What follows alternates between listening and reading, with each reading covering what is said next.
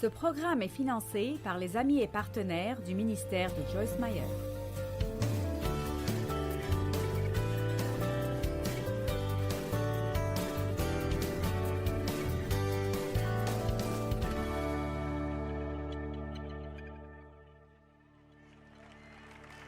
Psaume 37, verset 1. Ne t'irrite pas. Est-ce que nous avons des personnes héritées ici aujourd'hui? Ne jalousez pas ceux qui font le mal.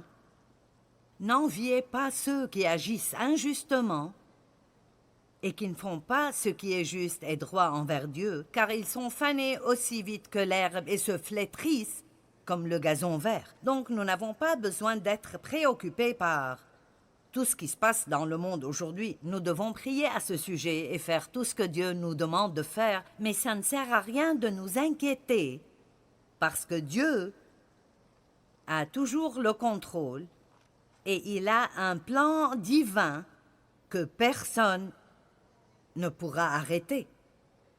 En d'autres termes, Dieu va prendre soin de nous tant que nous faisons ce que le verset 3 dit. Confie-toi, mets ta confiance et assure-toi en l'Éternel et fais le bien. 2 choses. Faites confiance à Dieu et faites le bien. C'est un message très important et j'ai été vraiment enthousiasmée quand il y a des années, Dieu m'a montré que faire confiance à Dieu est une chose. Mais nous sommes en partenariat avec Dieu et quand nous lui faisons confiance, nous ne sommes pas là passivement à attendre que Dieu fasse tout alors que nous ne faisons rien. Nous ne voulons pas faire les choses par nous-mêmes. Amen? Disons juste que c'est Dieu qui applaudit, ok? Nous ne voulons pas faire les choses par nous-mêmes, mais nous voulons, comme nous faisons confiance à Dieu, nous disons, Dieu, tout ce que tu veux que je fasse, montre-le-moi et je le ferai. Et souvent, vous trouverez qu'alors que vous attendez votre percée, Dieu va vous utiliser pour amener la percée dans la vie d'une autre personne. Maintenant, je vais le redire. Souvent, alors que vous attendez que Dieu fasse quelque chose dans votre vie que vous ne pouvez pas faire, Dieu va vous utiliser pour amener une percée dans la vie de quelqu'un qui ne peut pas s'aider lui-même. Ça m'étonne toujours comment je peux être dans une situation où je ne peux pas m'aider moi-même, mais Dieu me donne l'onction d'aller aider quelqu'un d'autre. C'est comme, Dieu, si je peux l'aider, pourquoi je ne peux pas m'aider? Parce que ce n'est pas le plan de Dieu. Il veut que nous nous aidions les uns les autres.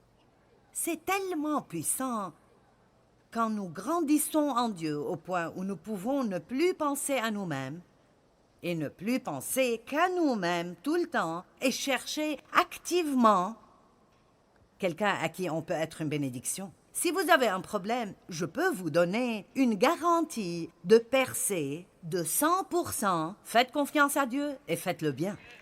Faites confiance à Dieu et faites-le bien. Maintenant, j'ai eu cette idée des bouteilles de médicaments parce que j'aime les choses visuelles. Et il est clair que la parole de Dieu est un remède pour nos âmes. Nous savons comment prendre des médicaments pour notre corps physique, mais nous avons besoin de comprendre la puissance de la parole de Dieu. Ne lisez pas un chapitre de la Bible par jour juste pour faire votre devoir et tiquer cette liste. Allez à la parole de Dieu pour ce qu'elle est. C'est Jésus. C'est la volonté de Dieu. Ce sont des instructions sur comment avoir une bonne vie. Ne vous fatiguez pas à la lire si vous ne voulez pas obéir. Mais quand nous voulons un changement dans notre vie, toute personne qui veut un changement dans sa vie, si vous êtes sérieux de vouloir un changement dans votre vie, cela veut dire qu'il doit y avoir un changement en vous. C'est bon d'avoir un miracle et de voir un changement dans notre vie, mais qu'en est-il de quand Dieu dit « J'aimerais te changer d'abord » Beaucoup de nos problèmes sont de notre faute. Vous le savez? Hier, j'ai prié pour les personnes qui étaient malades ou qui avaient de la douleur dans leur corps, des personnes qui avaient mal physiquement. Et 85% des gens se sont levés. Maintenant, ce n'est pas la volonté de Dieu que tant de personnes dans le corps du Christ soient malades et ne se sentent pas bien. Nous avons besoin d'énergie. Amen. Nous avons besoin de nous lever le matin et nous sentir bien et être déterminés qu'à partir du moment où nous mettons nos pieds sur le sol, le diable ne va pas nous marcher dessus et que Dieu va nous utiliser pour aider quelqu'un d'autre. Alors, quand nous avons prié, nous avons fait confiance à Dieu. Puis j'ai dit, combien d'entre vous savent déjà que vous ne prenez pas vraiment bien soin de vous-même? Au moins 70% des 80% ont levé la main. Maintenant, Dieu est un Dieu qui fait des miracles. Mais nous ne pouvons pas juste nous laisser aller. Nous avons aussi besoin de faire la bonne chose. Et en fait, je crois, aujourd'hui, et je le dis sincèrement, je m'inquiète de la façon dont les gens ne s'occupent pas d'eux-mêmes.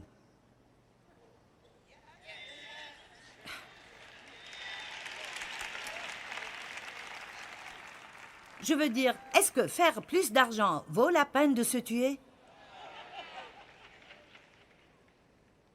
Je veux dire, est-ce que rester réveillé jusqu'à 1 heure du matin pour voir la fin de ce programme télé déjà stupide?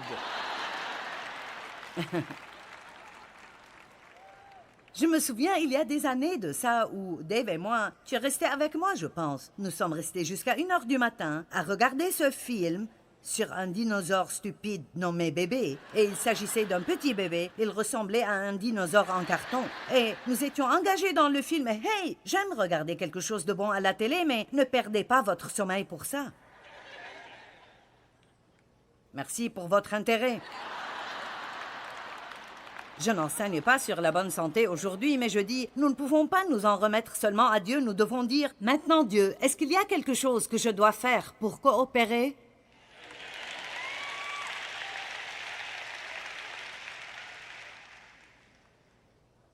Donc, faites confiance à Dieu et faites le bien. Mais la parole de Dieu est le remède. C'est comme quand j'ai un mal de tête et que je vais prendre de l'aspirine. Quand j'ai de la jalousie ou de la cupidité ou de la colère, je peux aller à la parole et je peux prendre ce remède. Et c'est étonnant quand je suis vraiment en colère contre quelqu'un et je sais que c'est mauvais et je veux dépasser ça. Parfois, je ne peux pas le faire. Je dois prendre mon remède.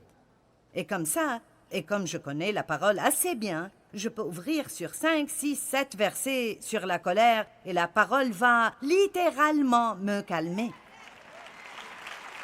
Amen.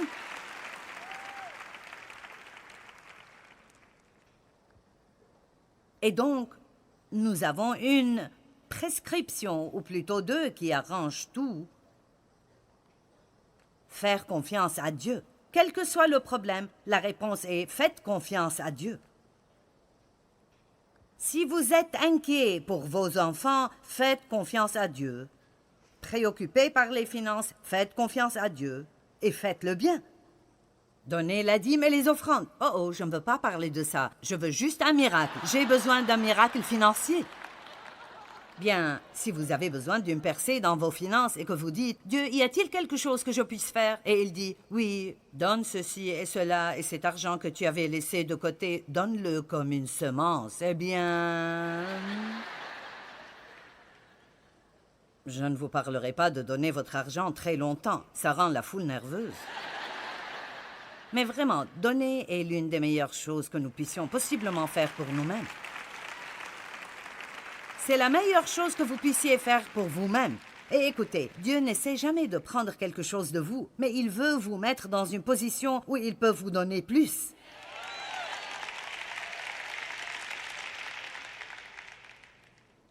Donc, je fais confiance à Dieu et je fais le bien. Il n'y a pas de problème que faire confiance à Dieu n'arrangera pas. Et puis, continuez en faisant le bien et vous avez un bon paquet. Maintenant, juste pour ceux qui n'étaient pas là et ceux qui n'ont pas vu ça à la télé, voici une prescription pour la confiance du docteur Jésus et c'est prescrit à quiconque. Vous pouvez en prendre aussi longtemps que vous en avez besoin et en avoir en quantité illimitée. Vous n'avez pas à demander une nouvelle prescription. Vous pouvez en avoir autant que vous voulez. Cependant, je dois vous aviser qu'il y a des effets secondaires.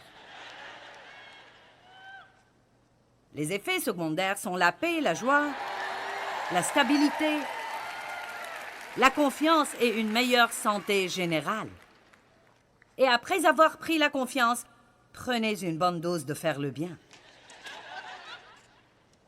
Voilà, ils sont ici. Faites-le bien. Amen. Docteur Jésus, patient quiconque, prends tant que tu en as besoin. Effet secondaire. Bonheur extrême.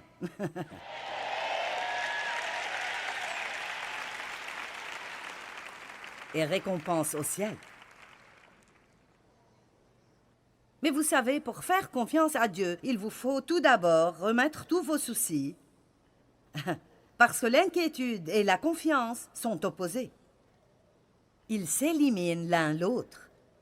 Essayez de faire confiance à Dieu, tout en vous souciant en même temps. Je l'ai fait. Dévie par l'Écriture, remets tes soucis.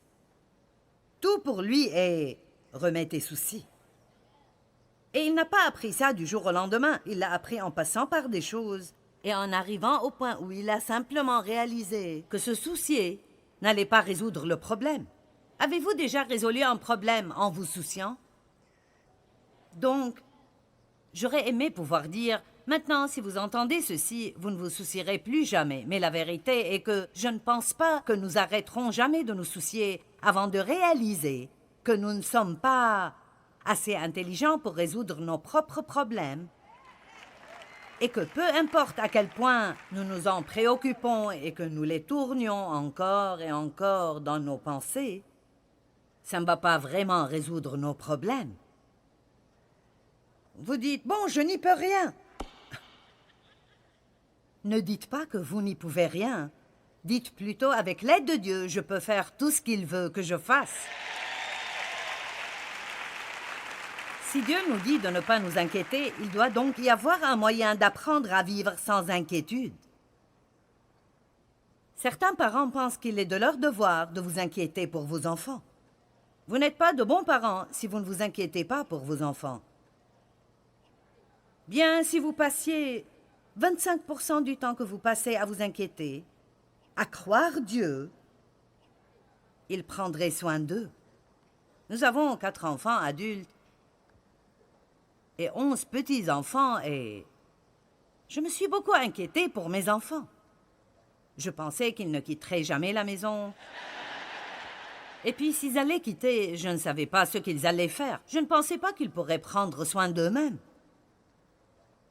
Et vous savez, c'est vraiment comique quand je regarde en arrière et je vois comment Dieu a arrangé tout ce que je pensais être un problème. Ils sont tous au service de Dieu. Même mes 11 petits-enfants et 5 de mes petits-enfants sont ici ce week-end. Et à chaque fois que vous avez envie de vous inquiéter, ouvrez votre bouche. Que tout le monde dise « J'ouvre ma bouche ». Ouvrez votre bouche et dites « Je te fais confiance, Dieu. Je te fais confiance. Montre-moi quelque chose que je peux faire pour être une bénédiction. » Vous savez, la meilleure façon de ne plus penser à vos problèmes est de chercher quelqu'un d'autre à qui vous pouvez être bénédiction. Je peux vous dire qu'alors que je prêche aujourd'hui, je ne m'inquiète de rien. J'essaye d'aider d'autres personnes à apprendre à ne pas s'inquiéter. Remettez-lui tous vos soucis. Il s'occupe de vous. 1 Pierre 5, 6 et 7 dit « Humiliez-vous sous la puissante main de Dieu, afin qu'il vous élève en temps voulu, déchargez-vous sur lui de tous vos soucis. » Donc, la façon dont nous nous humilions, c'est en disant « Je ne vais pas m'inquiéter parce que rien que je puisse faire ne résoudra mes problèmes. Au contraire, je vais lui remettre toutes mes inquiétudes. » Amen. Maintenant, pouvez-vous faire confiance à Dieu?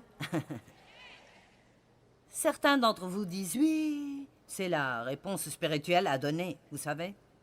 Mais vraiment, Nous avons tous des moments où nous nous demandons, est-ce que Dieu va vraiment s'occuper de moi? Puis-je vraiment faire confiance à Dieu ou ai-je besoin d'avoir un plan B? Quelqu'un sait ce que je veux dire par avoir un plan B? Et si Dieu n'intervient pas assez rapidement, combien de temps est-ce que je suis prêt à attendre? C'est notre gros problème. Nous prions et, oh, nous allons attendre que Dieu intervienne et après 2 semaines, nous reprenons nos soucis. Et nous passons notre vie à remettre nos soucis et à les reprendre, à remettre nos soucis et à les reprendre. Nous demandons à Dieu de sauver nos bien-aimés et la semaine d'après, nous essayons de trouver des tas de façons pour les sauver. Pouvons-nous vraiment faire confiance à Dieu? J'ai une bonne réponse pour vous. Au moins, je pense qu'elle est bonne. Faire confiance à Dieu ou pas dépend de si vous essayez de faire qu'il vous donne ce que vous voulez ou ce qu'il veut que vous ayez.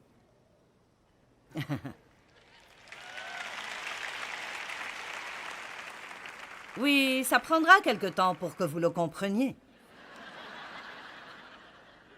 Je le redis, faire confiance à Dieu ou pas dépend de si nous lui faisons confiance pour nous donner ce qu'on veut ou lui faisons confiance pour nous donner sa volonté parfaite, dans son timing parfait, de la manière parfaite. Nous sommes très habiles à dire à Dieu ce que nous voulons. Et il n'y a pas de mal à ça. La Bible dit, vous n'avez pas parce que vous ne demandez pas. Demandez ce dont vous avez besoin. Mais il y a eu des temps dans ma vie où j'ai trouvé que ce que je pensais vouloir n'était pas vraiment ce que je voulais du tout.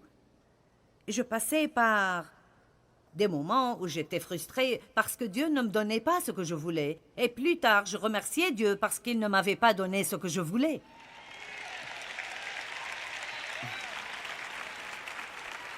Donc, vous pouvez faire confiance à Dieu si vous vous soumettez à sa volonté parfaite dans votre vie et disiez, Dieu, si ça tombe être ce que je veux, youpi, je suis contente, mais si ce n'est pas ce que je veux ce que tu veux, plus que je ne veux ce que je veux. Allez, en êtes-vous là aujourd'hui? Même si vous voulez quelque chose fortement, êtes-vous disposé à dire, Dieu, si ce que je veux n'est pas ce que tu veux, s'il te plaît, ne me le donne pas? Allez, dites, Dieu, si ce que je prie n'est pas ta volonté, maintenant il y a beaucoup de choses dans la parole que nous connaissons déjà. Vous n'avez pas besoin de prier, Dieu, est-ce ta volonté de sauver mon enfant? C'est la volonté de Dieu.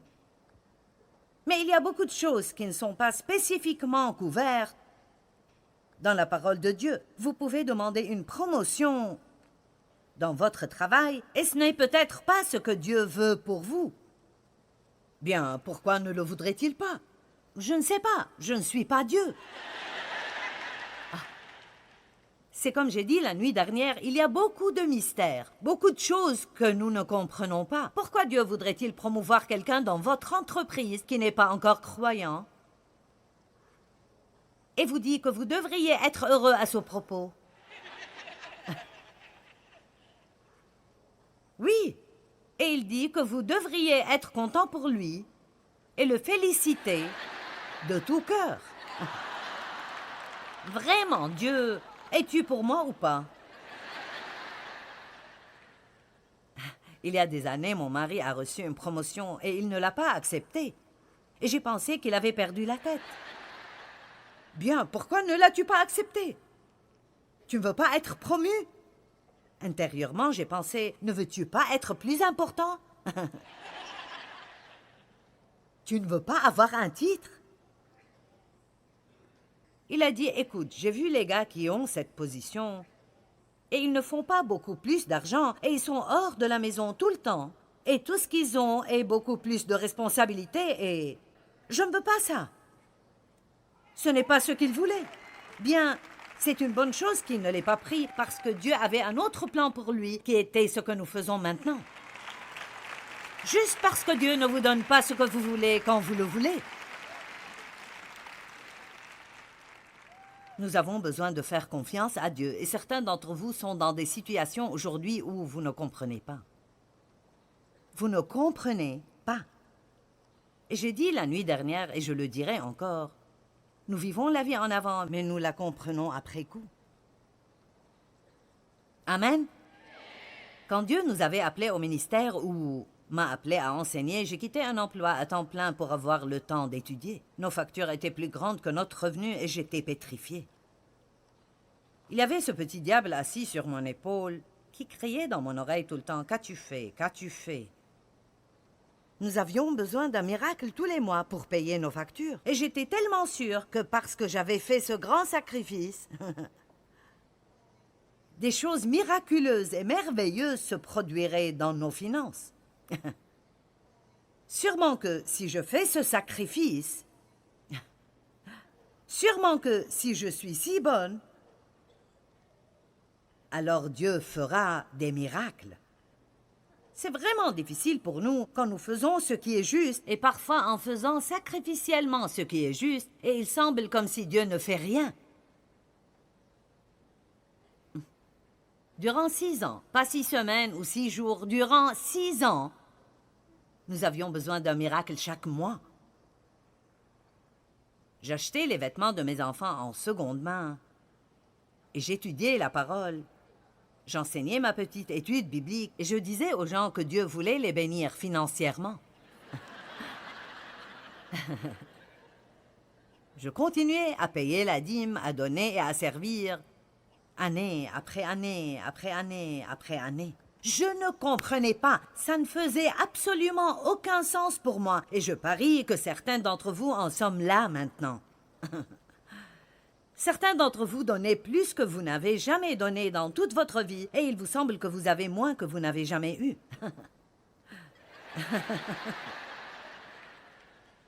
Ne reculez pas dans votre engagement. C'est exactement ce que le diable veut que vous fassiez.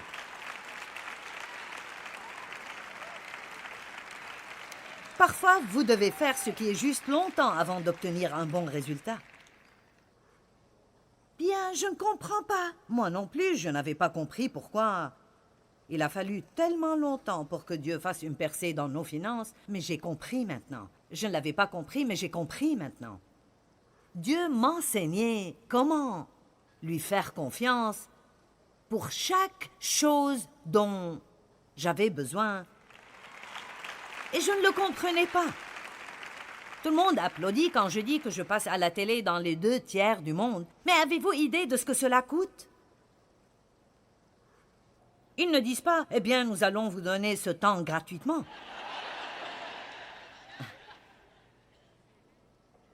Et durant ces 6 ans, Dieu m'a enseigné comment faire confiance maintenant.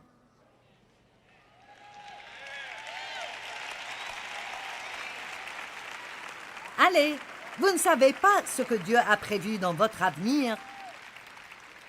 Mais je peux vous dire que tout ce par quoi vous passez maintenant devient l'expérience pour ce que vous aurez à faire plus tard. Amen. Et je reviens en arrière et je suis vraiment contente que je n'ai pas jeté l'éponge et dit « ça ne marche pas ». Ce n'est pas juste, je vais retourner au travail et me trouver un emploi et si je n'ai pas le temps d'étudier, tant pis. J'avais besoin de ces années d'études. Et j'avais vraiment besoin d'appliquer la parole de Dieu pratiquement dans ma vie. Allez, il ne suffit pas de connaître quelque chose dans votre tête, vous devez le connaître par l'expérience. Jésus recherche des travailleurs expérimentés. Nous avons besoin d'expérience et d'expérimenter la fidélité de Dieu. Nous avons besoin d'expérimenter le Dieu qui pourvoit pour nous miraculeusement.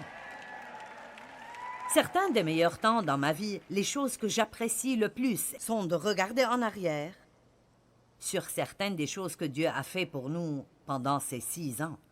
Je ne veux même pas essayer de vous les dire maintenant, mais ils étaient si bons et si incroyables. Et tout ce que je peux dire, c'est que je n'ai pas reçu tout ce que je voulais, mais tout ce dont j'avais besoin.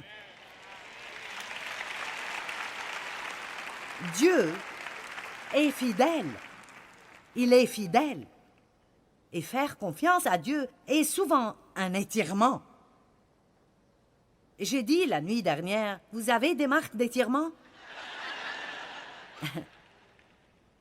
Y a-t-il des marques dans votre vie parce que vous avez eu besoin de vous étirer pour vous en remettre à Dieu? C'est bon pour nous. Vous n'allez jamais savoir si vous faites confiance à Dieu jusqu'à ce que vous preniez un pas de foi et ayez une expérience avec Dieu.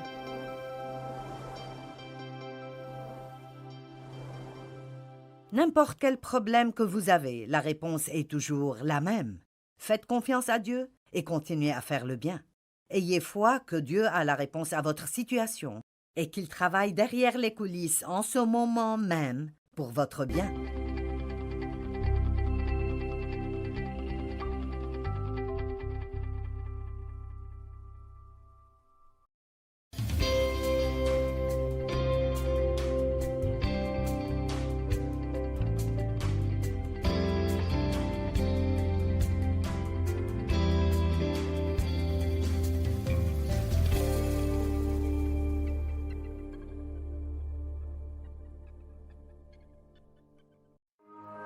Ce programme est financé par les amis et partenaires du ministère de Joyce Meyer. Je pense vraiment que c'est une insulte à Dieu quand nous nous plaignons.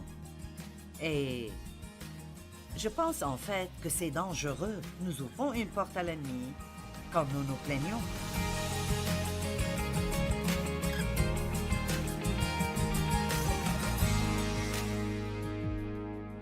Vous n'avez pas besoin du message de ce soir, mais peut-être que vous connaissez quelqu'un qui en a besoin.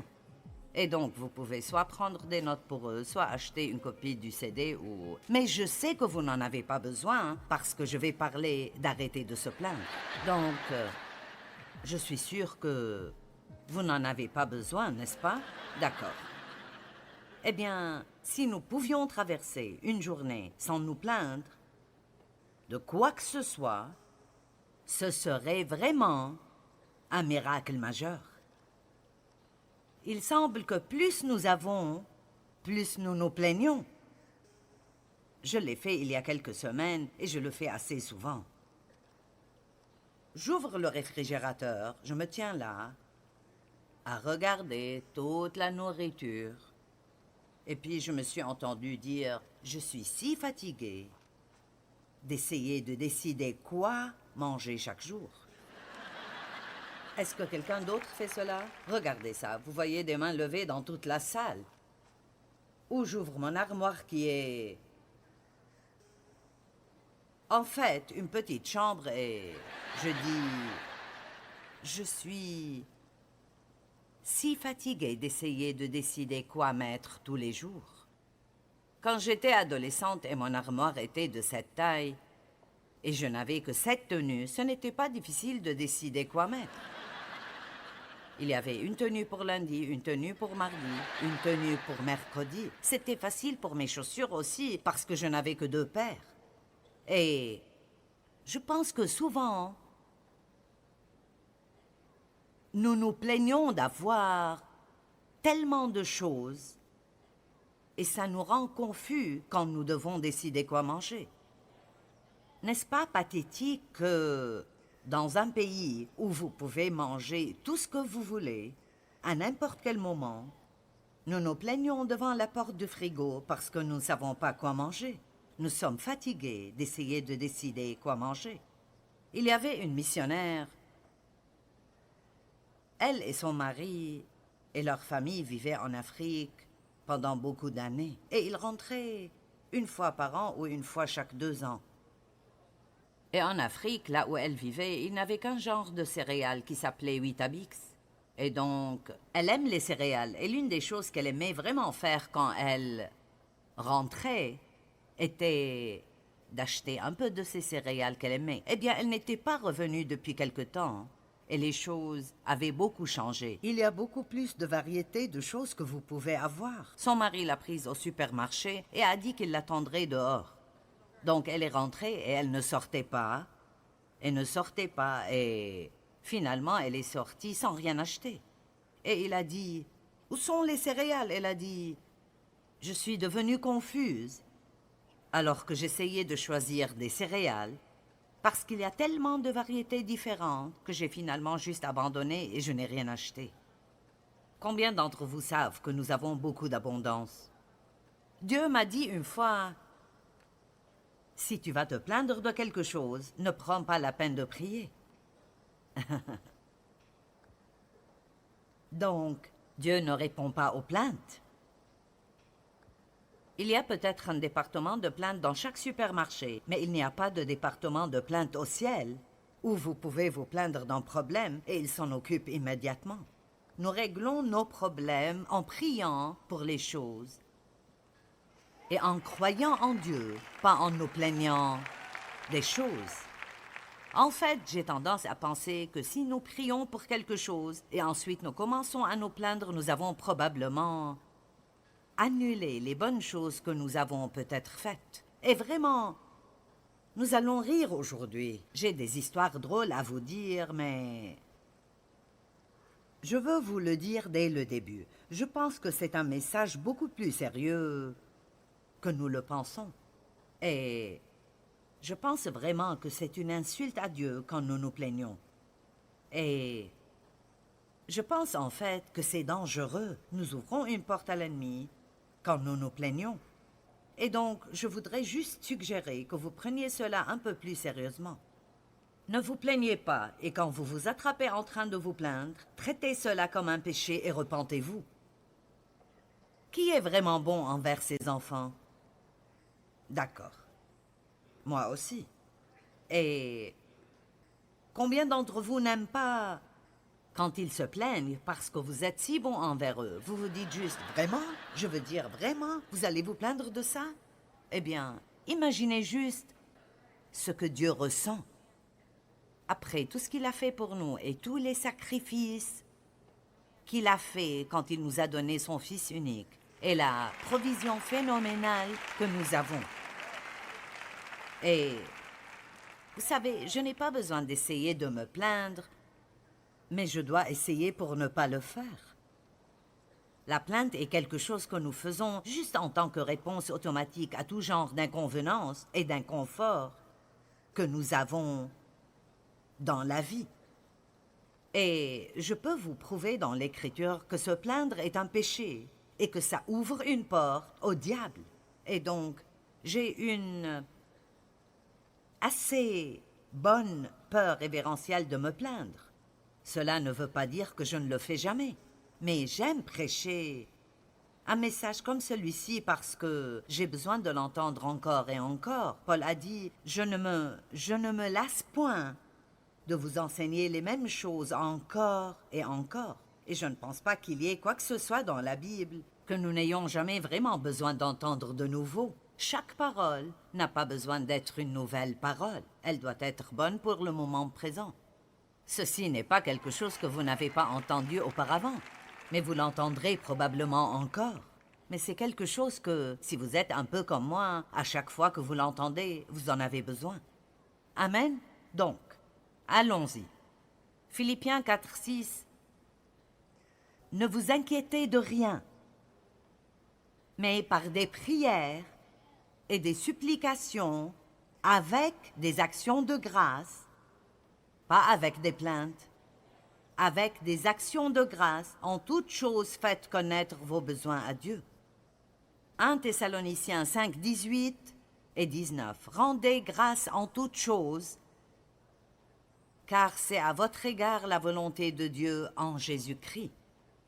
N'éteignez pas l'esprit. Maintenant, le mot éteindre veut dire arrêter le fonctionnement. Eh bien, si nous allons droit au but et nous le simplifions, si je comprends bien ce qu'il dit que si j'ai un problème dans ma vie, j'ai besoin de l'aide de Dieu, et peut-être que je prie, peut-être que je ne prie pas, mais disons que je prie, mais je me plains aussi. Alors, mes plaintes arrêtent le fonctionnement du Saint-Esprit dans ma vie et ma situation. Les Israélites ont passé 40 ans à faire ce qui aurait pu être un voyage de 11 jours. Cela m'étonne vraiment toujours. Et je me demande combien d'années nous errons dans le désert de la vie à essayer de trouver la terre promise que nous recherchons. Et nous ne comprenons vraiment pas ce qui nous retient. Et parfois, ce ne sont pas les choses compliquées que nous pensons. Ce sont des choses plus simples. Et j'ai donné un enseignement une fois que je compte redonner, appelé la mentalité du désert. Et j'ai en fait étudié ce qui a gardé les Israélites là, alors qu'ils auraient pu faire ce trajet en 11 jours. Et ce sont des choses simples comme l'impatience, le fait de blâmer Dieu pour leurs problèmes, blâmer Moïse pour leurs problèmes, et beaucoup de plaintes. Je veux dire, ils ont eu de la nourriture miraculeuse qui tombait du ciel, et ils ont dit, nous sommes dégoûtés de cette nourriture pauvre et misérable. Ils ne l'aimaient plus. Et donc, ça les a gardés là. Je ne me souviens plus d'où j'ai trouvé ceci, mais j'ai trouvé une définition de la plainte une fois, et une partie de cette définition est que se plaindre signifie rester. Donc, quand je me plains de quelque chose, je garantis en fait que je vais rester là jusqu'à ce que j'apprenne comment être reconnaissant.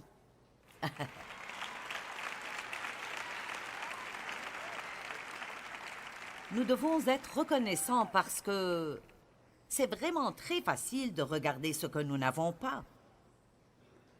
C'est tellement facile de regarder ce que vous n'avez pas. Et le problème est que plus vous regardez ce que vous n'avez pas, plus vous perdez de vue ce que vous avez. Et vraiment, nous avons tellement de choses et nous avons tellement d'opportunités. En fait, je vais le dire. Nous avons tous, moi incluse, nous avons trop. Nous avons tellement de choses que ça nous frustre. Et nous continuons à amener plus de choses, vous savez. Et je pense que Dieu veut que nous jouissions des choses. Mais je pense que parfois, vous pouvez ajouter du stress à vos vies en ayant tellement de choses que ça vous frustre. Et je garde ce que j'ai appris à appeler une boîte de dons. Et c'est une boîte assez grande. Et je remplis cette boîte probablement une fois chaque 3 semaines avec des choses. Des choses qui n'ont vraiment aucun défaut, mais que je n'utilise pas ou que je n'ai plus utilisées depuis longtemps. Donc au moins nous pouvons trier nos affaires et donner les choses que nous n'utilisons pas parce qu'il y a quelqu'un dans le monde qui les utiliserait. Ça vous aidera au moins à garder votre santé mentale si vous...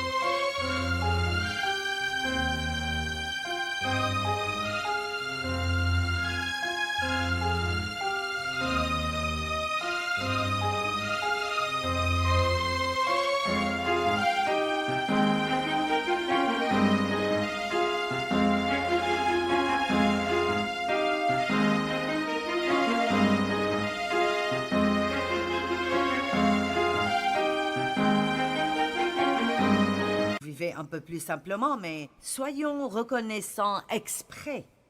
Je remercie Dieu pour l'eau chaude. J'aime prendre une douche chaude ou un bain chaud et je remercie Dieu pour l'eau chaude. Je remercie Dieu pour l'eau propre et parce que je ne dois pas marcher des kilomètres pour amener mon eau. Je remercie Dieu très souvent en disant « Je te remercie parce que je peux marcher, parler, voir et entendre ». Combien de personnes ne peuvent pas se lever du lit le matin et commencer leur journée? Imaginez les personnes qui sont paraplégiques ou qui sont dans des chaises roulantes. Combien de temps il leur faut même pour faire quelque chose comme aller aux toilettes? Et puis, nous trouvons tellement de choses pour nous plaindre. Faites toutes choses sans murmure ni contestation. Philippiens 2, 14 et 15, comprenez ceci. Faites toutes choses sans murmure. La Bible amplifiée dit « Sans murmure, contestation ni plainte contre Dieu, et sans reproche et doute parmi vous. » Combien de choses sommes-nous censés faire sans nous plaindre? Combien? Quand sommes-nous censés donner grâce? Et voici pourquoi il dit de vivre sans plainte, afin d'être irréprochables et purs, des enfants de Dieu sans défaut, au milieu d'une génération perverse et corrompue. C'est comme des flambeaux dans le monde que vous brillez parmi eux. Donc Dieu dit que l'une des façons de vivre est d'être un flambeau brillant pour lui et de faire l'opposé de ce que le monde fait et d'être reconnaissant au lieu de se plaindre. Ne vous asseyez pas pendant le déjeuner pour vous plaindre devant tous ceux avec qui vous travaillez concernant les conditions de travail et le patron. Ne vous intégrez pas, démarquez-vous. Dites plutôt, « Eh bien, je sais que tout n'est pas parfait ici, mais je suis reconnaissante parce que j'ai un travail. » Il y a beaucoup de gens qui n'ont pas de travail. Ou peut-être que si vous voulez vous plaindre à propos du mari que vous avez, vous devriez vous souvenir qu'il y a une femme esselée quelque part qui aimerait vous le prendre.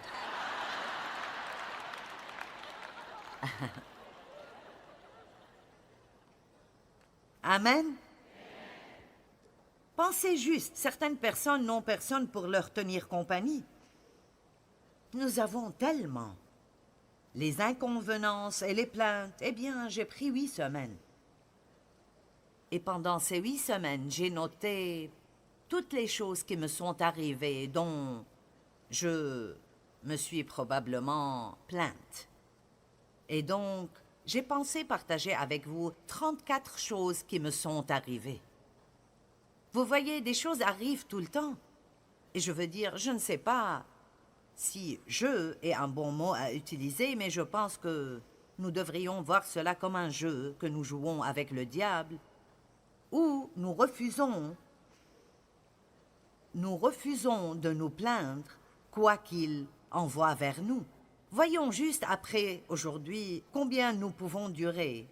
Si le diable nous attaque toujours et nous disons juste « Dieu merci, je suis si béni. Dieu merci, je suis si béni. » Et vous voyez, écoutez-moi, même quand nous avons un problème, nous avons Dieu dans nos vies et il peut nous aider à résoudre ce problème. Combien aimeriez-vous avoir votre problème aujourd'hui et ne pas avoir Jésus à vos côtés? Amen? Maintenant, je sais que vous n'avez pas besoin de cela, mais combien d'entre vous peuvent penser à quelqu'un qui a besoin de ce message? Et vous pouvez... Donc, je ne sais pas si vous vendez des messages après la réunion. Faites-vous toujours cela? Vous pouvez acheter ceci et le donner à la personne grincheuse que vous connaissez qui n'est jamais contente, quoi qu'il arrive. Allez. Allons-y. La première chose est que je me suis fait mal au dos à la salle de gym. Ensuite, il y a eu une fuite d'eau chez moi qui a abîmé le bois de ma table. Ça l'a gâché. Je me suis tordu le poignet. J'ai laissé des bagages dans l'avion.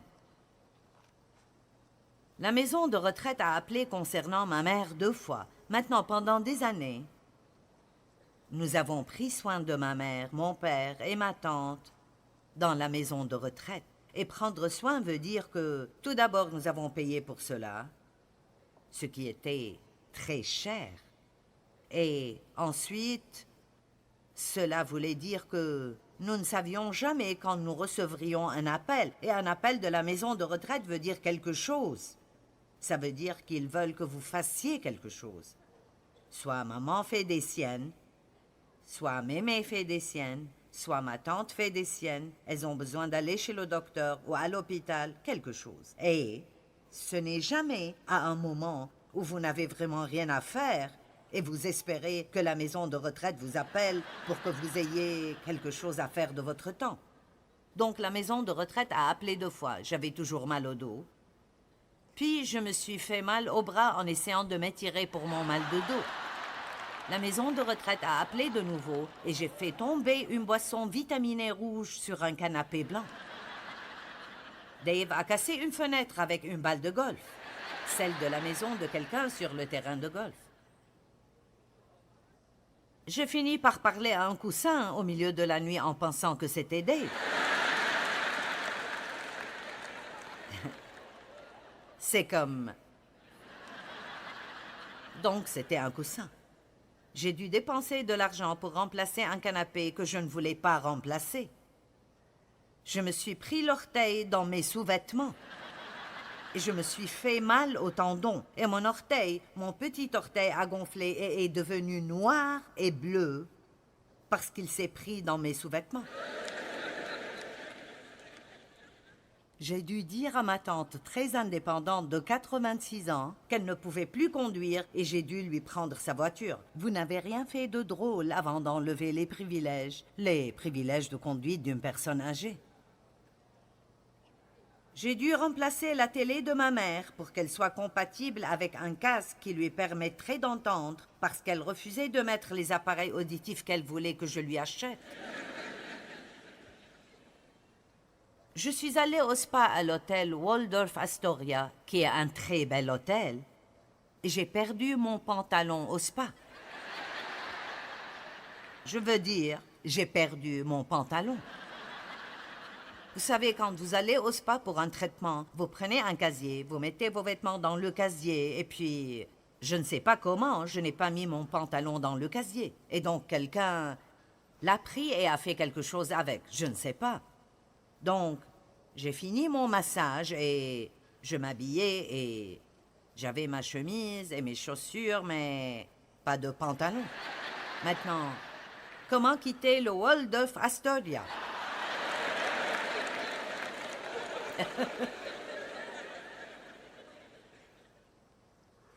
Donc, je n'étais pas dans l'état de dire « Merci Seigneur pour toutes mes bénédictions ». Je suis reconnaissante parce que j'ai une chemise. Je n'avais vraiment pas envie de cela et donc j'ai pensé « Qu'est-ce que je vais faire ?» Donc j'ai mis un peignoir et je suis allée à la réception. Je me sentais stupide. Et j'ai dit « J'ai un problème, j'ai perdu mon pantalon. » Maintenant, tout le monde là sait qui je suis. Donc ce n'est pas comme si n'importe qui perdait son pantalon. Vous savez, Joyce Meyer était ici et elle a perdu son pantalon. Donc, ils ont dit qu'ils me donneraient un pantalon de la boutique cadeau si j'allais à la boutique pour le chercher. Donc, j'ai dû aller en peignoir à travers l'entrée du Waldorf Astoria. Allez, je veux dire, c'est la vie. C'est le genre de choses qui arrivent aux gens et ça arrive beaucoup plus régulièrement que nous pensons que ça arrive. Mais si nous pouvions arrêter de nous plaindre tellement à propos de cela, alors nous n'aurions plus vraiment besoin de nous rappeler de toutes les choses qui arrivent. Alors je suis allée à la boutique cadeau. Ils m'ont regardé et ont dit « Vous êtes la dame qui a perdu son pantalon ?» J'ai dit « Oui, c'est moi. » Ils m'ont donné un pantalon. Il ne m'allait pas très bien, mais ça va. Et je suis rentrée chez moi et ils ont rappelé et ont dit « Nous avons trouvé le pantalon. » J'ai dit « Où était-il » Il était sur le bureau tout ce temps et quelqu'un avait mis le livre des rendez-vous dessus. Donc, ils avaient le pantalon tout ce temps et je suis passée par tout ceci pour rien d'autre que de l'embarras. Avez-vous jamais perdu votre pantalon au spa? Ma mère a perdu ses nouvelles lunettes de 350 $, probablement dans la poubelle. Notre eau a été coupée pendant 24 heures. Ma tante a eu le zona dans les yeux et nous avons dû la prendre chez un opticien. J'ai eu un problème inattendu au travail avec un employé. Dave a eu une opération de dos et ne pouvait pas aller en Indonésie avec moi. J'ai dû faire 47 heures de vol, mais la ville a été inondée et je n'ai pas pu faire ce que je suis allée faire. Est-ce qu'on s'amuse là? Ma tante a fait une pneumonie. 3 heures après mon retour de l'Indonésie, j'ai reçu un appel d'aller prendre ma tante de l'hôpital. Notre site web ne fonctionnait plus. Les téléphones ne marchaient plus. Je me suis heurté l'orteil contre le pied du canapé. J'ai dû dire à ma tante qu'elle devait maintenant aller à la maison de retraite et elle ne pouvait plus rester chez elle. J'ai eu un virus à l'estomac. L'alarme incendie était en train d'être testée toute la journée à l'hôtel où je restais. Et la dernière, j'ai bu toute ma boisson protéinée et puis j'ai réalisé que Dave avait mis du savon à vaisselle dans le gobelet et l'avait laissé mariner pendant la nuit. Et je n'avais pas vu ça. J'ai juste mis l'eau, puis il y avait du savon dedans. Donc nous pouvons dire que je faisais des bulles pendant longtemps.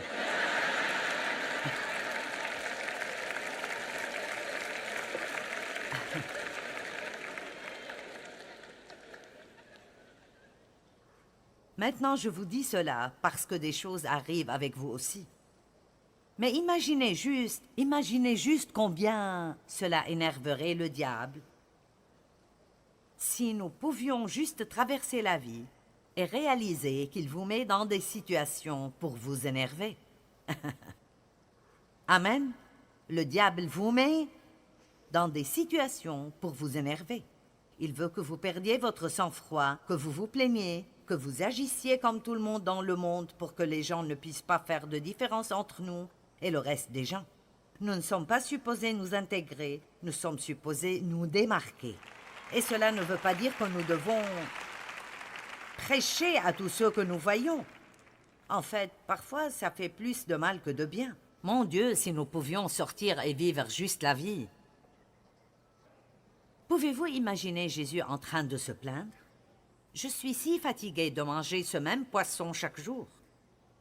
Si fatigué de dormir là, dehors, sans bon lit ni coussin. Il a dit, « Hey, si vous voulez me suivre, je n'ai nulle part où mettre ma tête. » Il n'a pas dit que le suivre serait facile, il a dit que ce serait un défi.